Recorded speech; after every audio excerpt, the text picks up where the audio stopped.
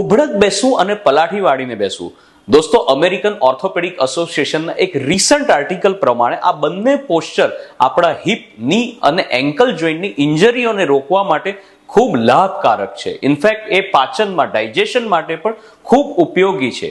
આપણે નોર્મલ રોજિંદા રૂટીન જીવનમાં આજના ટાઈમમાં એ રીતે બેસી શકીએ એ ઘણા બધા માટે શક્ય નથી. એટલે માટે જ એક ઓર્થોપેડિક સર્જન તરીકે અમે સલાહ આપીએ છીએ કે ઘરમાં એટલીસ્ટ એક ટોયલેટ ઇન્ડિયન સ્ટાઇલનું એટલે કે દેશી સંડાસ હોવું જોઈએ, અને યંગ લોકો, જે લોકોની ઉંમર 45 વર્ષથી ઓછી છે, એ લોકોએ એનો ઉપયોગ કરવો જોઈએ, જેથી 10 થી 15 મિનિટ સ્પેસિફિકલી એ લોકો એ પોઝિશનમાં રહે. પછી ભલે ને એ દરમિયાન મોબાઈલ જોતા કે ઇન્સ્ટા રીલ જોતા જે કરવું હોય તે, પણ એનો ફાયદો છે.